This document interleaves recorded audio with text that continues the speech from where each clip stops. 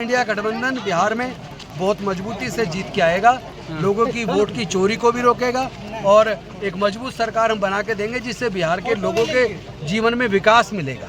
कि दलित के चेहरा जो है चिराग पासवान, जीतन राम मांझी लगातार दलितों को जो है देखिए चेहरे से काम नहीं चलेगा। चेहरा दलित का और काम दबंगों का, काम मनुवादियों का, दलितों का अधिकार, उनका मानसिक स्थिति ठीक नहीं है।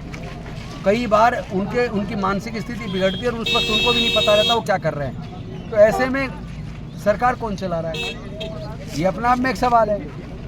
हो सकता है वो कोई निर्णय खुशी से अपने मन से ले ही ना पा रहे हो, ये वो लोग ले रहे हो जिन्होंने उनकी मति को भ्रष्ट कर दिया है। हमारे अभी खेती का काम चल रहा है, आप लोग खेती के काम छोड़कर, अपना परिवार के छोड़कर संविधान अधिकार को जानने के लिए, संविधान में हमें क्या बाबा साहब दिए हैं उसको जानने के लिए आप में उत्सुकता जगी। यह एक कांग्रेस की देन है जो आज घर से निकलकर चौकी चूल्हा छोड़कर और झांझ मैदान में आप मत बनाए यहाँ पर आए, इसलिए कि संविधान अधिकार सम्मेलन हो।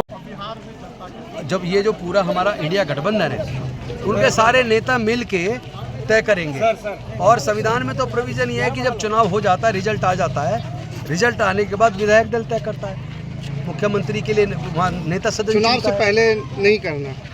ये अभी तो सीट शेयरिंग हो रही है, उसमें बात चल रही है, उसी में इस मुद्दे पे भी बात होगी और जो फैसला होगा वो सबके हित में, बिहार के हित में होगा और सबको सूचित किया जाएगा। तो 12-36 से क्या लगता है सर, का कांग्रेस अपना उम्मीदवार खड़े करेगी? मैं समझता हूँ। कितने सीटें सर कांग्रेस को मिलेगी इस बार जो है बिहार में? ये अभी बातचीत चल रही है, हम पहले कोई घोषणा नहीं कर सकते।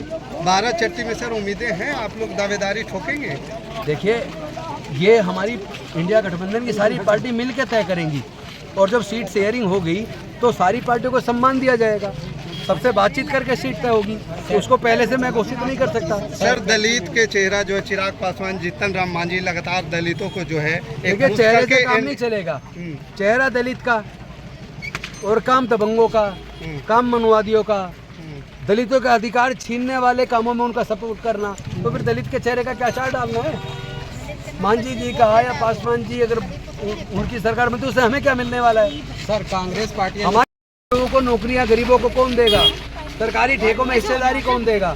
हमारे लिए गाँव में स्कूल कौन खोलेगा? हमारे बच्चों के लिए हायर एजुकेशन के खर्च को कौन सस्ता करेगा? हमारे बच्चों के लिए वजीफे की व्यवस्था कौन करेगा? करेगा हमारा समाज उसको देगा। नीतीश कुमार नेता का चेहरा क्या देखना है? हम तो मुद्दों, हमारा समाज अब जागरूक हो रहा है, वो अपने वोट को समझ रहा है और वो अपने वोट को अपने समाज के मुद्दों पर केंद्रित करके देगा। नीतीश कुमार के सेहत पे लगातार सवाल उठता है, आपको क्या लगता है? नहीं, ये तो उनकी कई सारी वीडियो बताती है कि उनका अब मानसिक स्थिति ठीक नहीं है।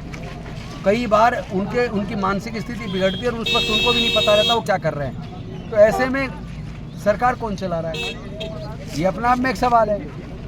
हो सकता है वो कोई निर्णय खुशी से अपने मन से ले ही ना पा रहे हो, ये वो लोग ले रहे हो जिन्होंने उनकी मति को भ्रष्ट कर दिया है। 10,000 महिलाओं को ये खाते में डालने की बात कर रहे हैं। ये एक तरीके से रिश्वत है। 10,000 से कौन सा व्यापार हो जाएगा? और फिर जहाँ करोड़ों की जनता में 2 लाख महिलाओं के अकाउंट में अगर 10,000 दे भी दिया तो उससे क्या कोई व्यापार शुरू कर लेगा? और फिर वोट लेने के बाद फिर कोई ना पूछने वाला। सर कांग्रेस पार्टी काम शुरू करे, 10,000 में कौन सा काम करेगा? चुनाव के पहले सर कोई